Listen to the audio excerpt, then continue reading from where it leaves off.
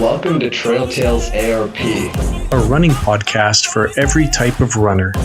with Sean Soban and Russell the Runner. Welcome back to Trail Tales ARP, a running podcast. Sean Soban and Russell the Runner with you here for the first episode of season 9. We are into spring. We're well into spring. We didn't put any episodes out in April because it was just so very busy for the both of us. But here we are, and we've got a returning guest on the show. If you're a longtime listener of the show, you would remember this name, David Kempston. He's a longtime runner, 40 plus years, and he's the author of Lessons Learned on the Run, available on Amazon. Check the show notes for that. First off, Russell, it's great to see you again, my friend. Tell us a little bit about how your April went real quick. Thank you, Sean. April went well. I did a couple of training ultras for my 100-mile journey next month. And yeah, life's been busy and it's been going well. And it's nice that we're finally back here doing another podcast to start off May with amazing David Kempston. That's great. That's great. And David, welcome back to the show. It's great to see you live. I know we've been kind of, keeping tabs or keeping in touch with each other through social media, and I've enjoyed watching you as you catch monster fish out of your lake and your family growing. But it's great to have you back. How are you? Good to be here. Thank you. I appreciate the invitation. I got a little nervous. I ran 10 this morning, and I thought, boy, if I went out too fast and I die somewhere out here on the road, there's going to be a vacant chair there on the podcast. So my middle-aged frame was able to turn around and get back here in time. Well, glad you made it back, because I don't know what we would have done with that vacancy there. And I guess second, I'm going to ask, because you're in Minnesota, did you run 10K or 10 miles? No, I ran 10 miles. 10 miles. That's great. Yeah, I went out, and once in a blue moon, the stars aligned for me. And I went out and the wind was in my face. And then on the way back, I felt like I had an extra gear, which at 55, if you can find an extra gear, you steal it and run it as long as it will let you. And then you give it back to whoever you stole it from. So. Yeah, and then you pay the piper later, I guess. Eh? Yes, my wife will be angry with me at about 2 p.m. And she's like, why did you run so fast? You wrecked the rest of the day.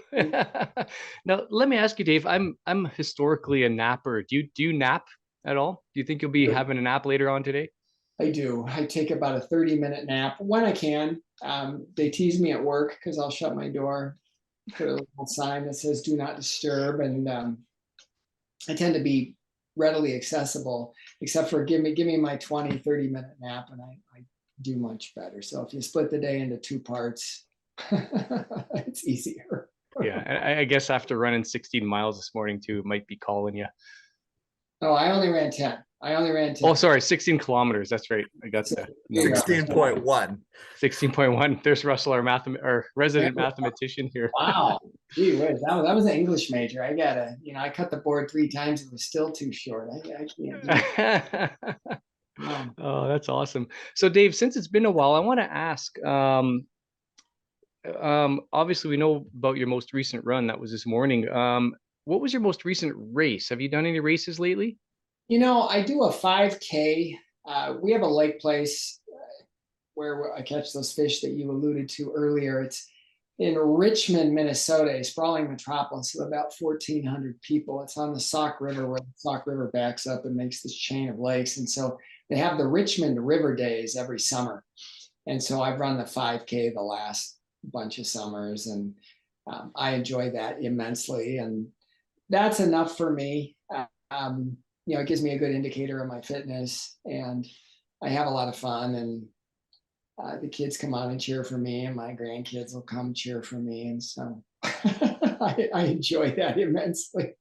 But my friends always like, why don't you run more races? And it's like, yeah, if with a watch on, the dreaded Apple Watch, I can always go get my metrics and have a decent idea of where I'm at. But that's it. I typically just run 1 5K a year. There you go. That's actually more races than I usually enter in a year myself. I get out there for the fitness and the love of running, and if a race happens to line up with my schedule and it looks interesting, then I'll go out for that. But yeah, kind of the same thing. But you've been running for over 40 years now. That's a long running career.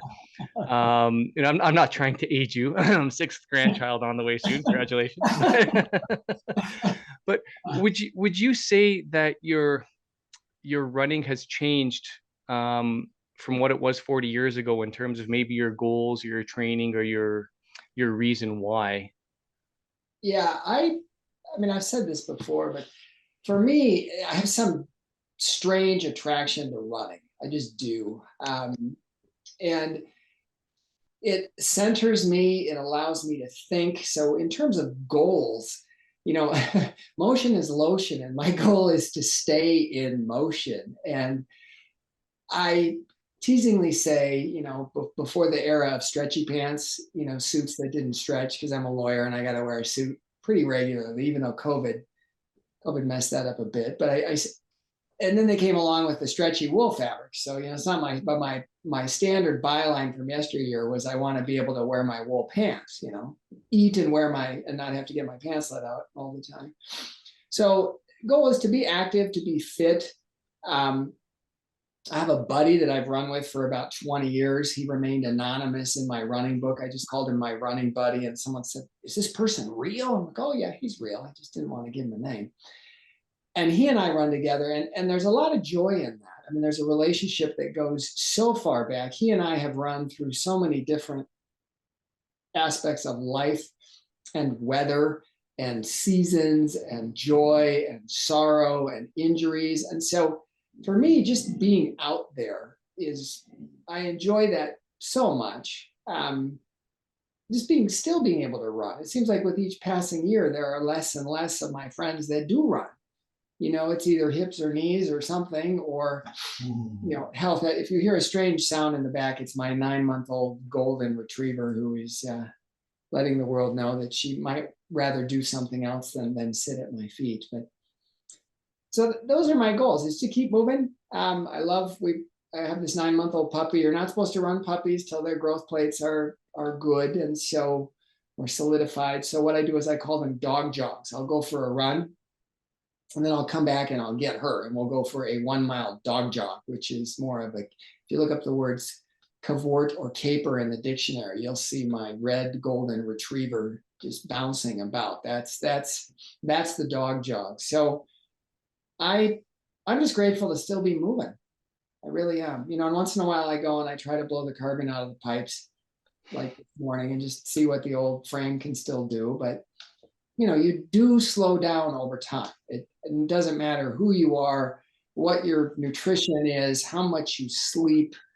And everybody ages at a different rate. That's the interesting thing, is that it's not, for me, I haven't noticed that it's this gradual process. It seems to me that every 5 years, all of a sudden, boom, I'm 5 years older and everything is slower. And then it stays that way for 5 years. And then boom, I'm 5 years older and everything is slower. It's like a staircase kind of stepwise fashion, for sure. I got to thank you for that phrase, "motion is lotion," because I probably use that, I don't know, several times in a week when I'm talking to people, and I always reference you on that.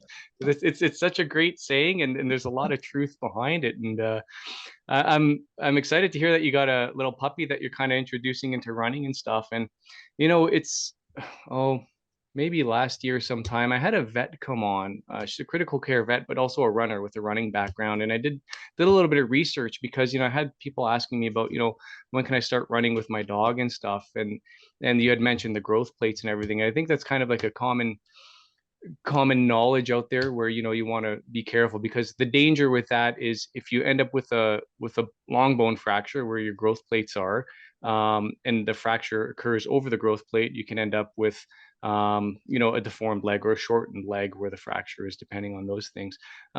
Anyways, in speaking with a vet and just kind of doing research, there were some studies done where they ran dogs and puppies prior to having their growth plates or epiphyseal plates closed. And what they found was that there were actually some very positive benefits with running these dogs. Now, I'm not saying you're going to go run, 5 or 10K with a puppy, but like you said, you're kind of introducing these little dog jogs out there and getting them interested into it. And what they found was they had increased bone strength and density, stronger tendons and joints and things like that. So there's a lot of benefits to it out there as long as you're careful.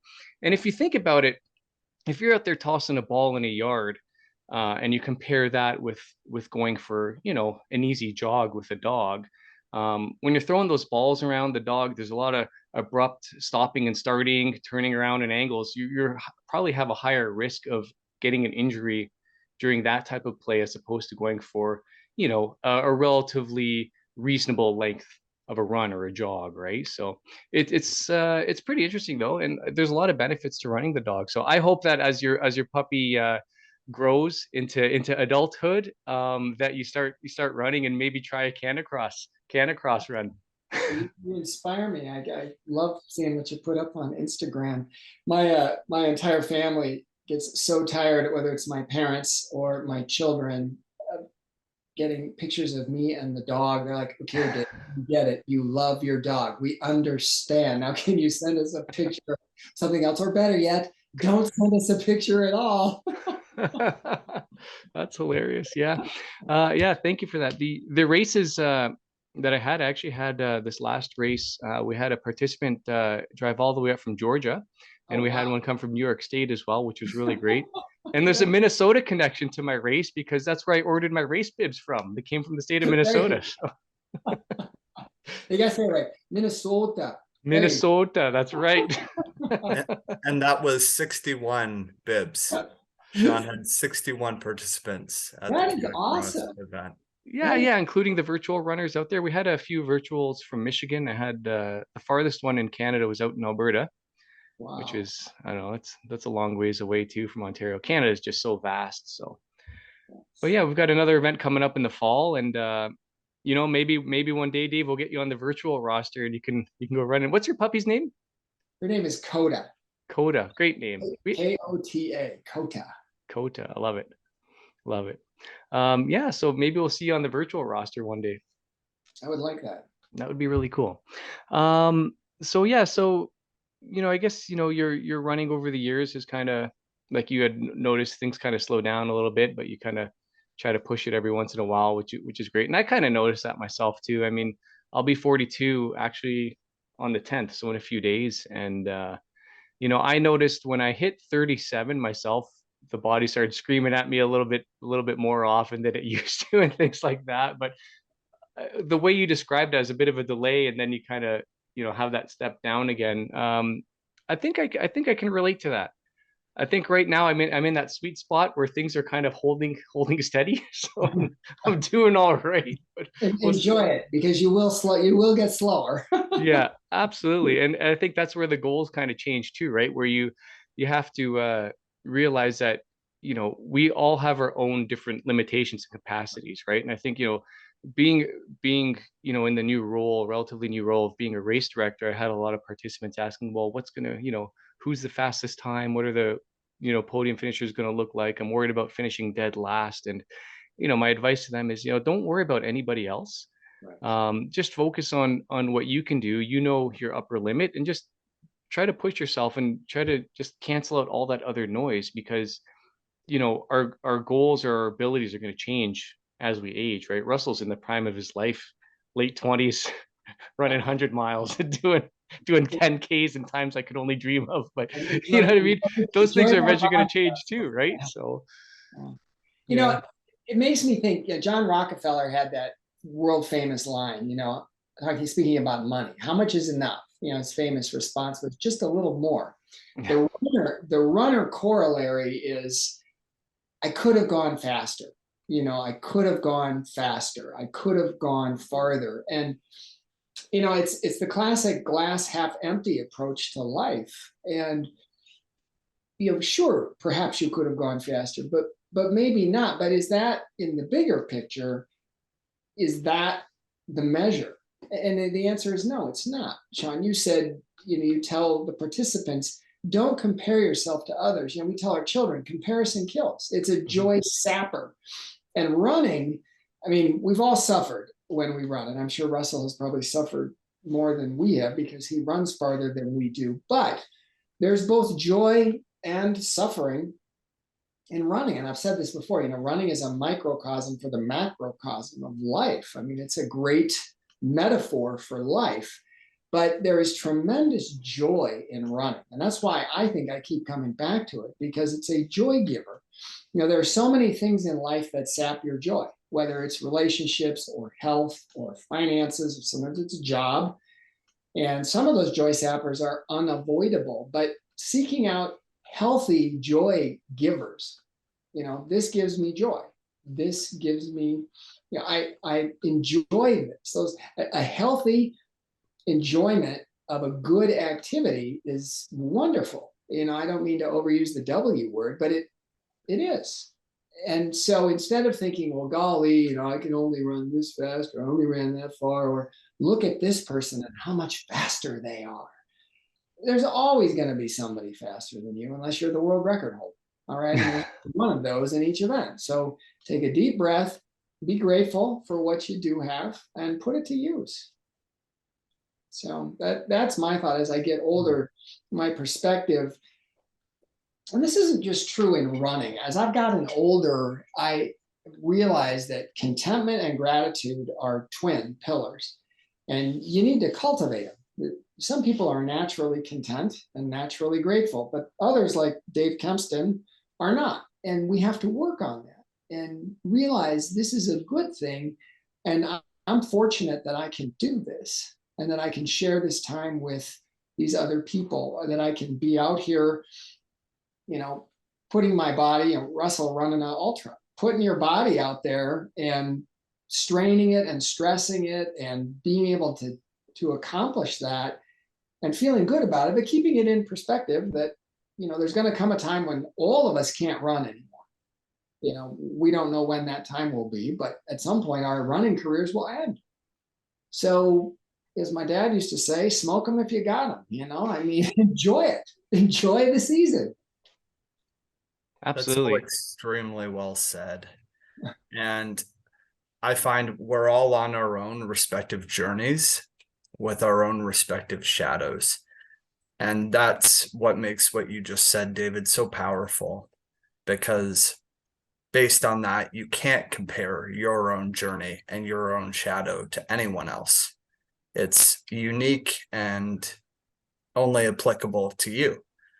And it couldn't be more important to be grateful. There are many people out there who do not have the ability to run.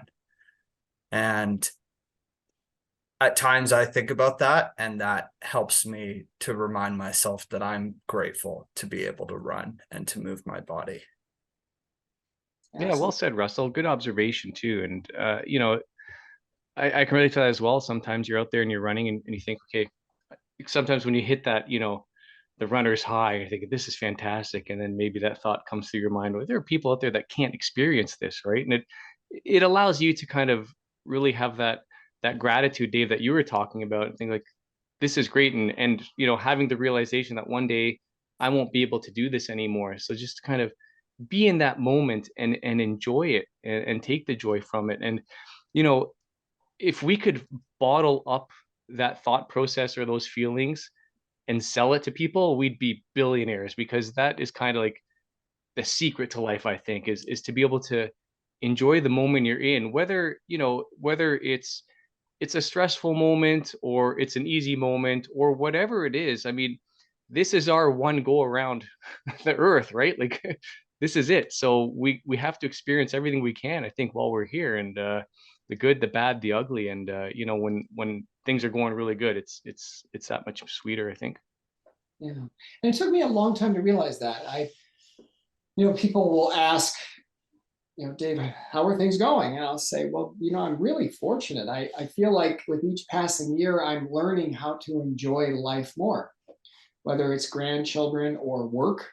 There's a lot of toil in work, but there are also aspects of my job that I really enjoy. And, for years it was, I'm a litigator. That's what I'm in the courtroom all the time. And for years I just endured and just, always looking at the, okay, we're almost done, okay. And after a while, you realize, don't wish your life away. Don't. Time just goes faster and faster.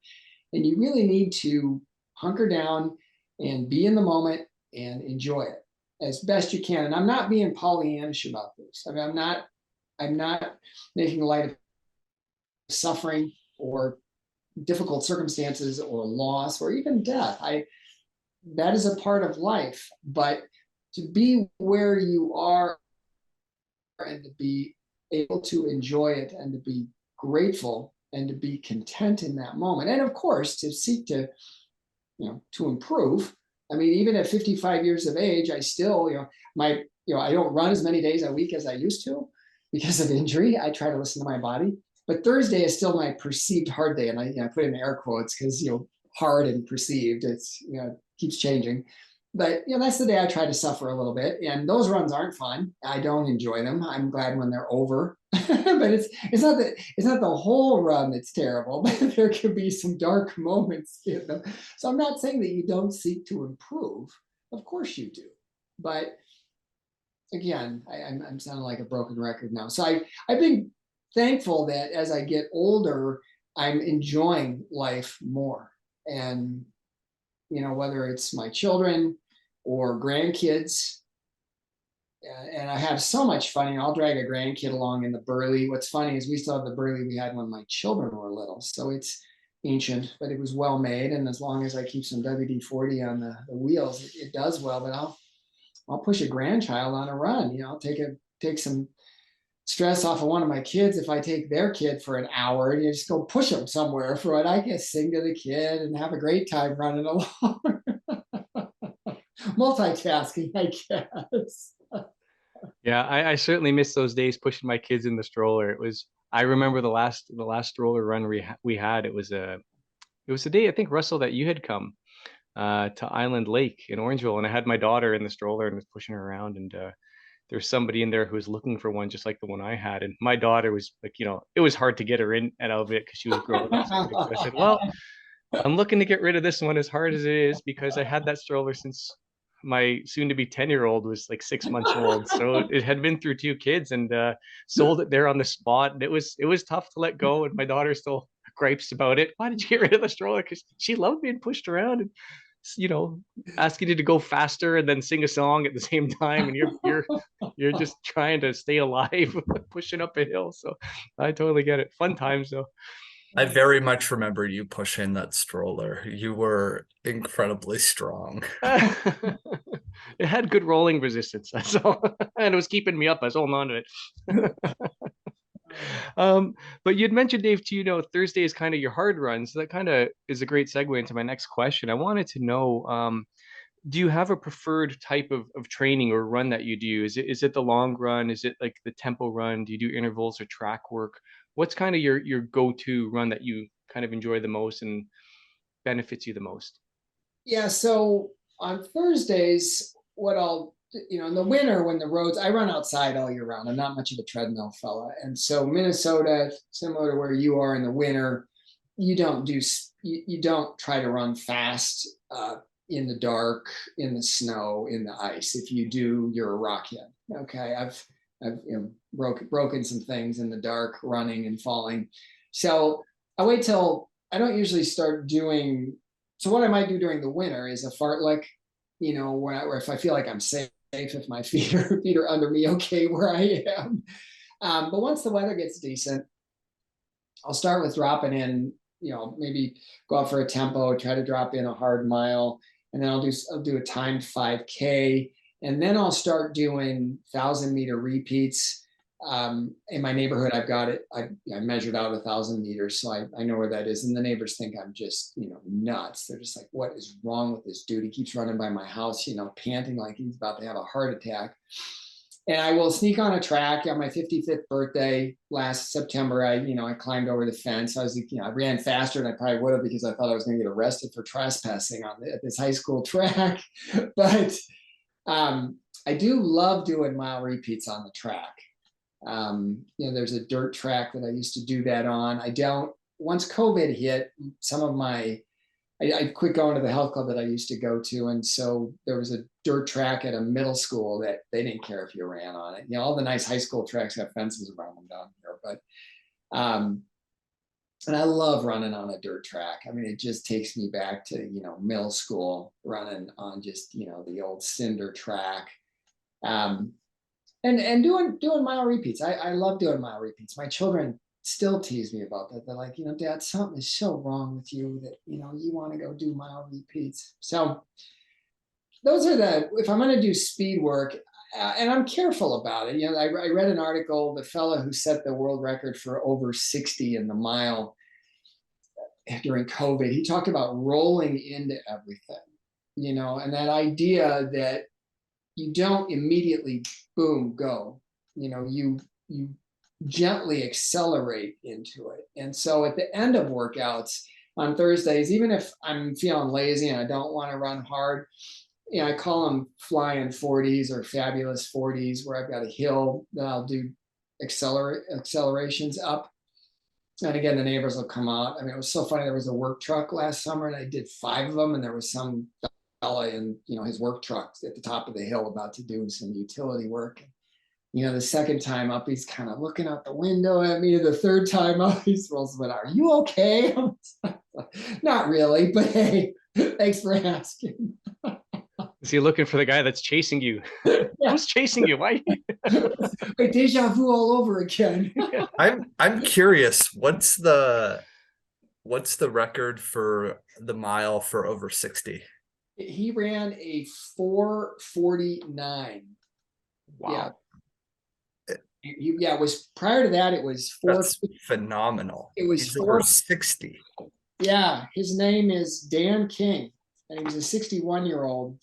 I mean, I got this little article that he wrote. Yeah, he ran a 4:49.08 on August 29th at the South Carolina Track Fest in Columbia. So yeah, that's phenomenal. Staggering. Wow. And that's Dan King, you said? Dan King. Yeah. Oh, we'll have to look him up. I'll put that in the show notes. I'm happy to run that time for a kilometer, let alone a mile. Oh my goodness. That's great. I stumbled through a 5:55. I thought that was rather fitting for a dude who Sub 6 is amazing. A 55-year-old guy ran a 5:55. And what was so funny is it felt like,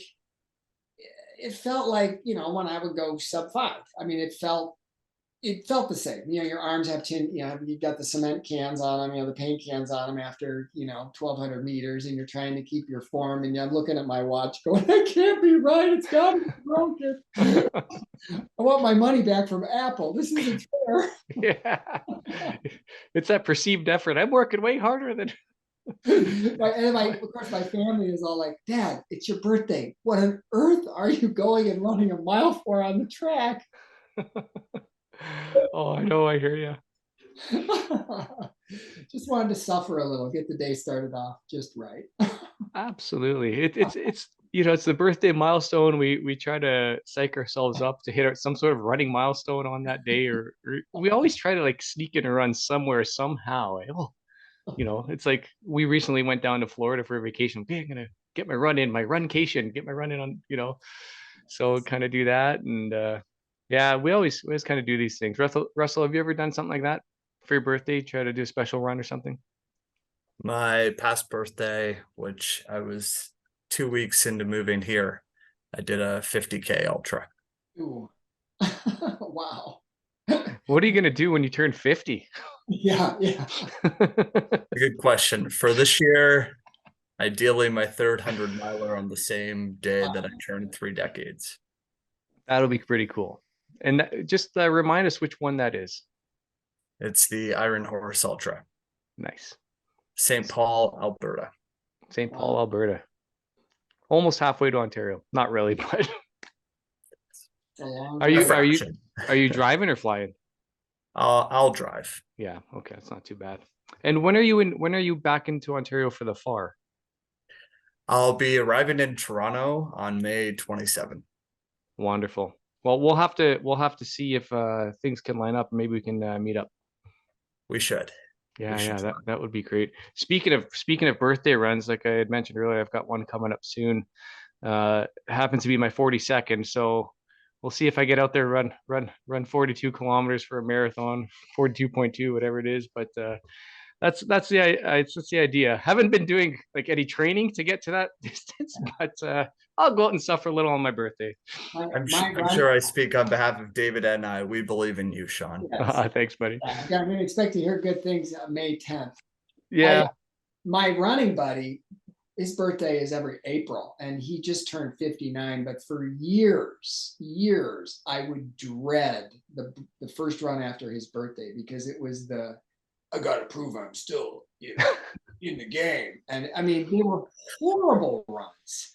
We go and we have this route we call Double Uncle because I had a terrible melt. I just blew up on the run one time, and I was basically begging for mercy. Can we just ease up a little? No. I was like, well, how about if we both say uncle at the same time? It's like, no. So call it Double Uncle. All right.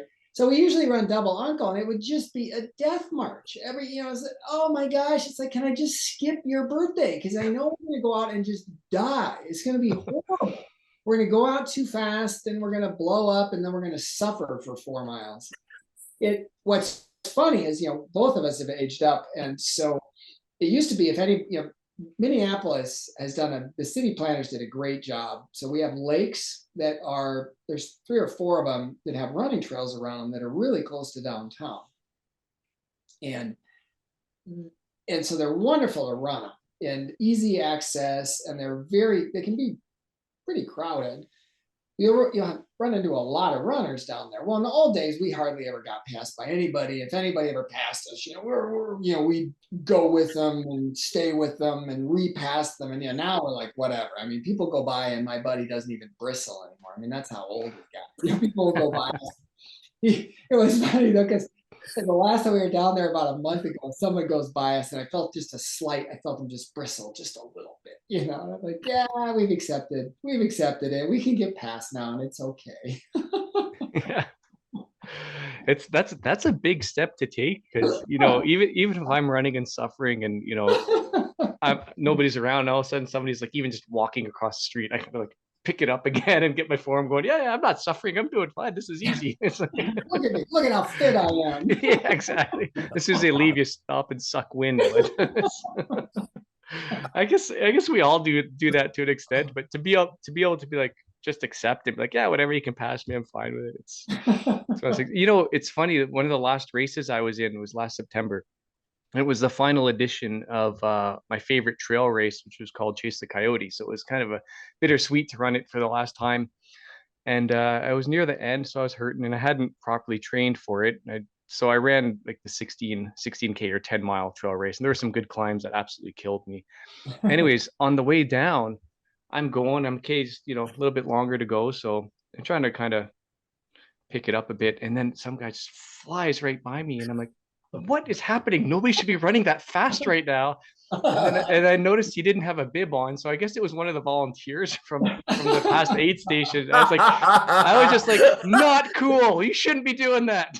You never told me that story. Yeah, that happened. That's hilarious. I was like, that is not cool. The dreaded will kill right there. It just sucks all the will out of you. Oh my gosh, yeah, because I thought I was doing all right. And then this happened. I was like, oh. It was kind of heartbreaking, but anyways, I got through it and still did pretty good. I was still happy with my result and to be there. So yeah. Russell, I think we talked a little bit a while ago, and it was about our favorite running hats. And you know what? I think my wife got rid of my running hat. She finally was able to, without my knowledge, because I can't find it anywhere. It's gone. I've been looking for it. Where is my hat? So I need to find a new running hat. Are you getting yours right now? Are you both ready for this? We're ready. 3, 2, 1. Shout out to Heidi and Peter Meads, Inherit the Earth running apparel. Very nice. I was the man in the McDonald's putting ice in this hat this week. And that ice stayed in my hat for 4 miles at least. Very finally disintegrated inside and made my hair a wet, moppy mess. So that is your new favorite running hat, Russ. It is, yes. Awesome. Thank I like you it. to Heidi and Peter. Again, Inherit the Earth Running Apparel. Check them Yeah, out. they've been on the social show media. before, and they've got some pretty cool stuff. So Dave, what about you? Have you got a hat that you kind of always wear for a run, or do you switch it up, or do you even run in a hat? I tend to be a visor guy. My kids make fun of me because I never wore sunscreen when I was younger because our generation didn't do that. So, I now have to go to the dermatologist all the time and get things removed. But so I always make sure I've got my zinc oxide on my nose and my ears, but I'm a visor guy. And I've got a couple hats that, I need to soak them in the bleach water solution periodically just because they get so, janky. And then in the winter, depending on which way the wind is blowing or not, I will wrap my head up pretty solidly because I want those ears to be warm. So, but yeah, I'm looking over, I've got some visors hanging on the wall over here that have seen better days, but they're my faithful, tried and true visor, my running visors. Yeah, it's true though, eh? The more faded they get, the jankier they get, the harder they are to let go of. Eh? You got to keep keep adding on, keep putting the miles into those hats, and keep going. So yeah, I've been kind of just rotating. I haven't found my running hat yet since my Panama Jack hat has gone missing, but I'll find a new one. The hunt is on, but yeah. And Dave, I want to ask you about footwear because we never really talked about that last time. So I know with myself, like I'm a big fan of the Ultra shoe, not necessarily because of the zero drop, which is nice, but I do like the really wide toe box because I just like that extra room and that space in there. So I recently noticed that I was running, and around the 10-kilometer mark, my legs would start to get a lot more fatigued than they used to. So it's kind of humming and hawing and looking at Hoka's and the higher stack running shoes. So I bought them online, so I don't have that ability to put them on and feel what they are like on my foot. So I was very familiar with the Ultra shape of shoes. So I ended up getting it's called the Paradigm. It's a 30 millimeter stack, I think, so a lot bigger than what I was used to. And I put those on, and wow, what a world of difference they have made for me, where I can run that 10 kilometers and beyond now, and my legs don't feel as bad or as rough as they used to. What are you running in shoes right now? And have you noticed over the years your kind of taste in footwear or needs and different features have changed? So years ago, I ran in Asics, and I ended up getting plantar, and then I used some braces, and that just seemed to make it go throughout the foot. And I ended up with a period where I couldn't run for a while because my feet were so painful. And then I don't know, probably 15 years ago, I started running Brooks Cascadias, which are big, clunky trail running shoes. And I have run in the Cascadia ever since. And if it ain't broke, don't fix it. And I seem to do okay. For me, I don't put as many miles on a shoe as I used to. I think I'd way rather just buy a new pair of shoes. It's all you got to do is go to the physical therapist 4 or 5 times here in the States, and you just bought yourself a pair of shoes in terms of copays or your insurance. So I've been real happy with the Cascadia. Now I have looked at buying some racing flats, because theoretically, you run in the carbon racing flat, perhaps you're going to shave, I don't know, 5 seconds per mile off of a 5K time, but I haven't got there yet. I thought, oh, come on, Dave, you run one 5K a year. You're really gonna, throw down $150 to get some racing flats so that you can shave some imaginary time off your 5K. And my wife will be like, so why did you do this? It's like, well, I wanted to run faster, baby. Like, okay, and what's that gonna do for you? So, It's a high octane shoe. yeah, but I've been really happy with Brooks. It's a trail running shoe, so it's a bit of a clod hopper. But and I use it even on my faster runs or when I go on the track or when I run intervals. My running buddy has about 10 pairs of shoes, and his wife makes fun of him all the time because he's always buying a new pair of shoes and he rotates them through, and he's convinced that's how he keeps his feet healthy. But God makes every body different. And so you figure out what works or doesn't work for your feet and then behave accordingly. Yeah, like you said, if it ain't broke, don't fix it. So stick with the Brooks; they're working nicely for you. Do you do much trail running, or are you primarily on the road and track? I do. I live in a suburb of Minneapolis that's called Eden Prairie, and we have some really good park systems. And there are some wonderful trails that are pretty hilly, not too far from my house. And so a lot of times it'll be a mixed bag. I'll run over there and then run in the park for a while and then run back. And other times I'll just have a dedicated run in the park. And I like that because obviously when you're running on the trails, a couple of reasons. One, you get your forest bathing in. I prefer to be out in the woods. Mm-hmm. Two, a trail I think is obviously it's less impact than say running on asphalt. I abhor concrete. I mean, stay away from concrete. Now, I ran one marathon in my life. I ran the Green Bay Marathon about 20 years ago, and I have never run on so much concrete in my whole life. I mean, it was just concrete everywhere. I still have nightmares about concrete. Besides the fact that it was about 38 degrees and raining the whole time. So yeah, it was horrible. So I do like to run on trails when I can, but probably most of my running is on asphalt. Fair enough. I'd say that's on par with what I do. I try to get out to the trails as often as I can, but a lot of times it's hard to actually get in the car and get to the trailhead. So you make the best of it. And I'm fairly lucky if I leave my door within a kilometer, I can get out to there are some trail systems around. Like there's a rail trail which is flat, but it's still gravel and dirt, which is nice.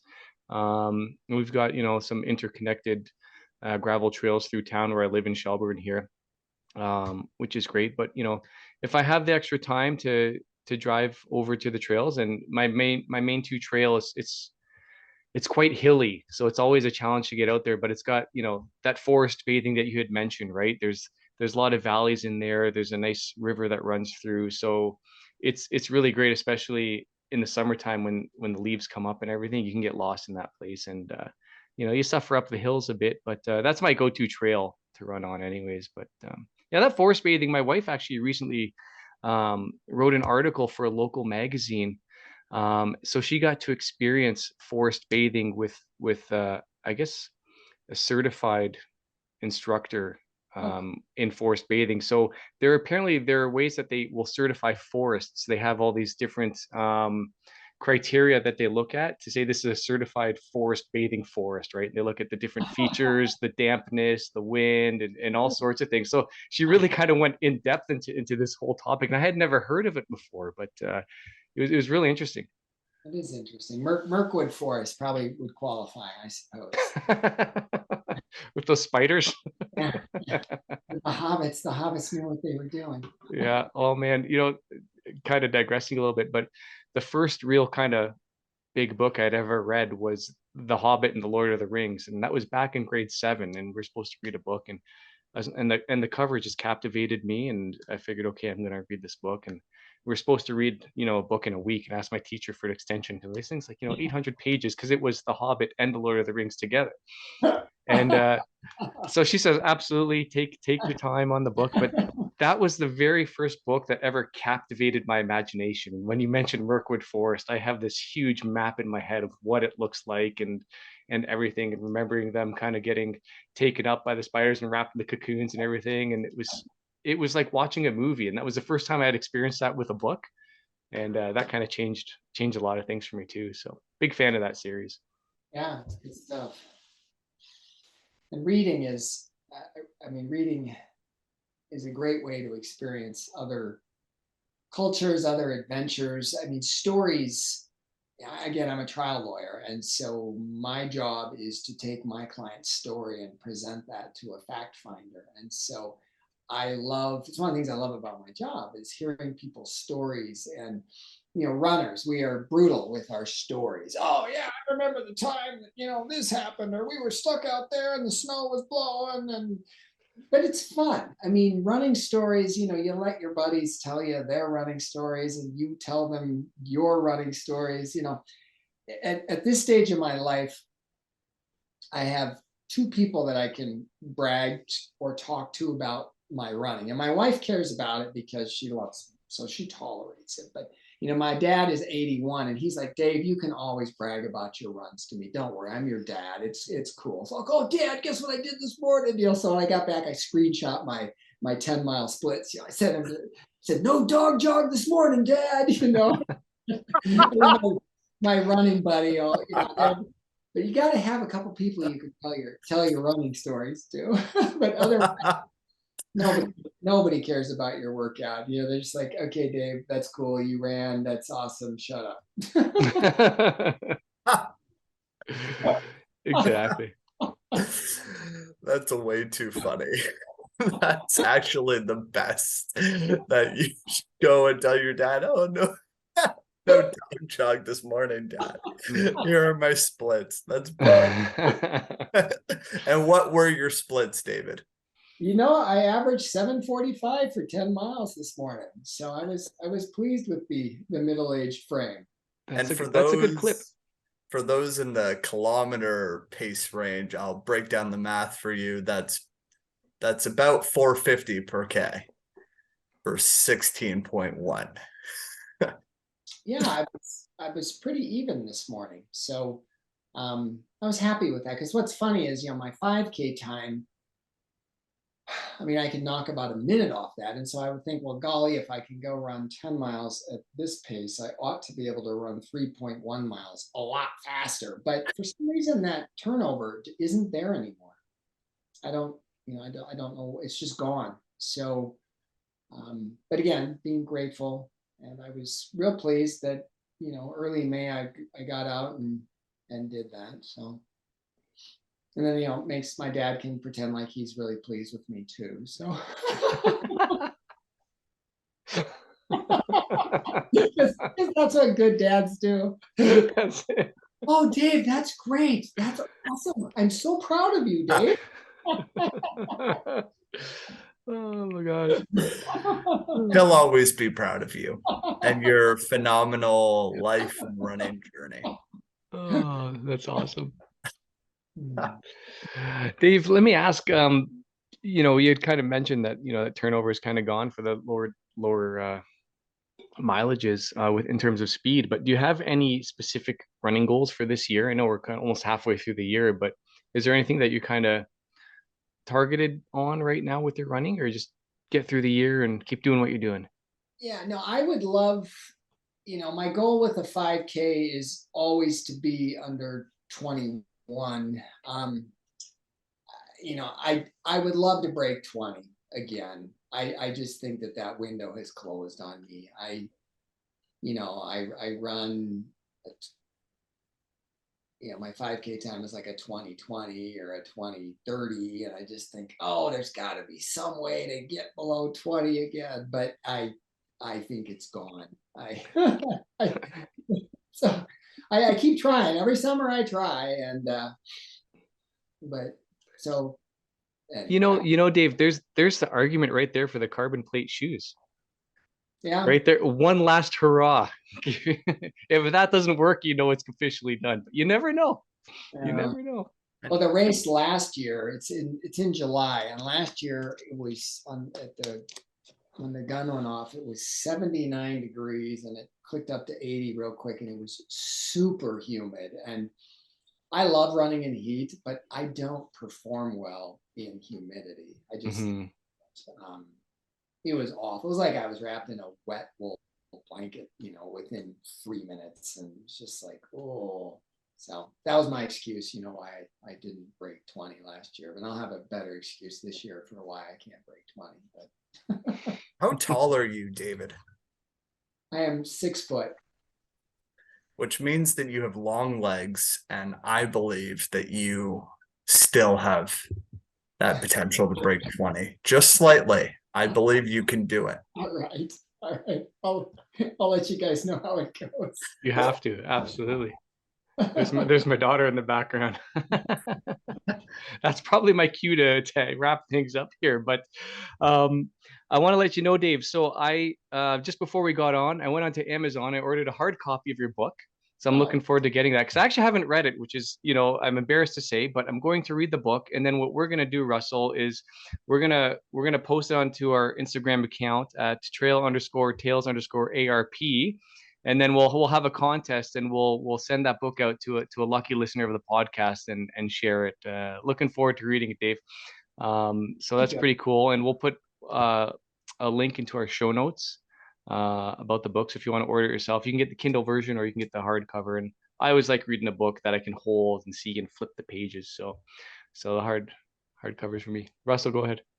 I'm literally waving to your daughter. Oh, okay. Oh, she's still there. I didn't see her. That's Olivia, by the way. She's going to be turning 7 on the 14th. So we have birthdays that are pretty close by. Monday, she just told me. So she's pretty excited about that. But Dave, it was great to catch up with you again. Wishing you all the best for your growing family. I hope you catch lots of big fish this spring and summer. And I look forward to seeing those. I'll put them on Instagram if I do, so you'll know. Absolutely, and I will link your Instagram account to the show notes if that's all right, so people can kind of see the monsters you pull up. Mostly catfish, but what else are you grabbing out of the lake there? So we got 2 muskie last year. That was really fun. Get some nice northerns, some smallmouth bass a little later in the summer, but yeah, the catfish are hilarious. I mean. And some of them fight and some of them don't. And so occasionally you'll get a big cat on there and you think you've hooked the mother of all pike, and then you get it. And then you're like, oh, catfish. But they are fun. They are fun. We have this saying in the family, the tug is the drug. So it's so true. Nothing like that excitement, that's for sure. All right. Well, listen, we'll catch up again. I'll post this up there. And Dave, last thing we have to say is to run wild, my friend. Run wild. Run wild. Run wild. Thanks, you guys. Appreciate it.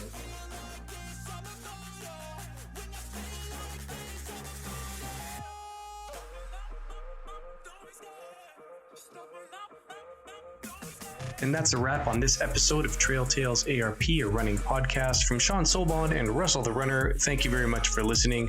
Don't forget to follow us on Instagram at trail_tales_ARP.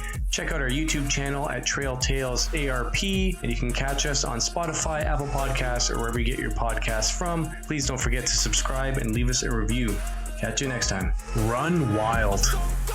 No, I'm never turning back. I won't stop, I'ma fight until there's nothing left. It's so what? You're gonna be hurting bad, cause I've been to hell and back. You don't wanna make me mad, I stay strong. You will never see me crack. And if you get in my way, you gonna feel the wrath. Gotta say it to my face while he's looking back. Mirror breaks after math. When I hate, I attack. And when I